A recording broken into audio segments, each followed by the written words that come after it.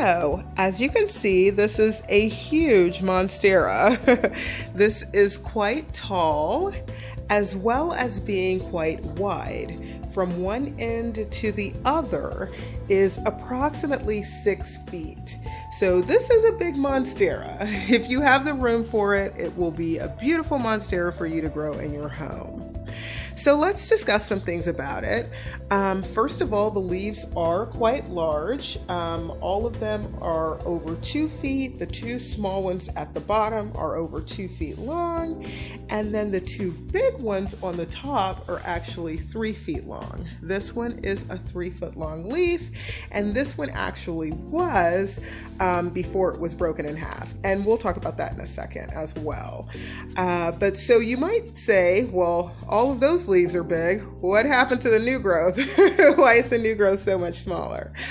If you are new to propagating, you may have noticed that all of your propagations, whether they are Adansonii, pothos, whatever you're propagating, the new leaf does not come out as big as the original leaves.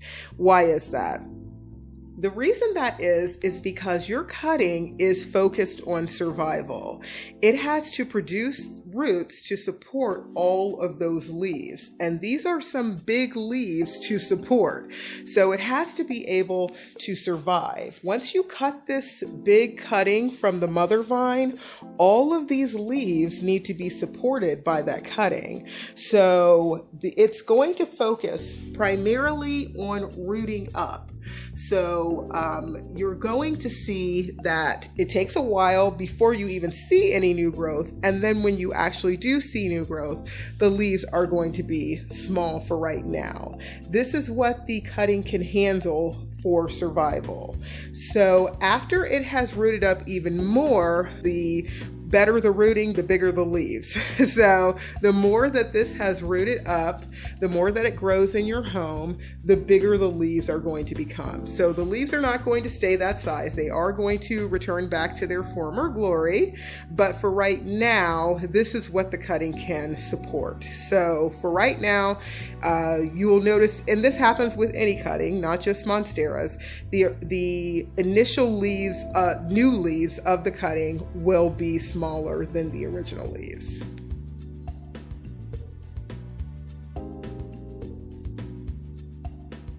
Okay, I'm rambling and this video is getting too long, so I'll edit it down. But anyways, the next thing that I wanted to discuss is the appearance of some of the leaves.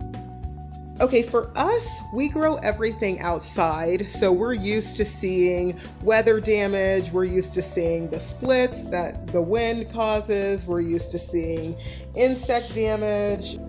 But you guys who grow things indoors, you're used to seeing perfection. You're used to seeing absolutely perfect leaves. We think of these things as decor, but this is in actuality food. This is food for a vital part of our ecosystem. This is what insects eat. You have to think of it like that. Outdoors, you're going to see bug damage. You're going to see the result of wind, sun, and bugs.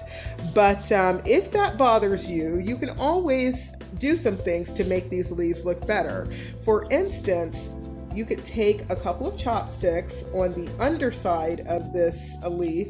On either side of that vein, you could take a couple of chopsticks and just tape them up, and then that leaf would look somewhat like this, and nobody can see the bottom of it. The same thing here. You could take a couple of chopsticks and splint that up that way. The same thing with this one. Just go ahead and split that up, and nobody would be able to tell the difference if it bothers you that much. And for the ones that are kind of flopping like this, these little veins are almost like little wires. You can very carefully, don't do it too harshly, otherwise you'll crack the vein, but you can kind of mold those little wires to make it look the way that you want it to look.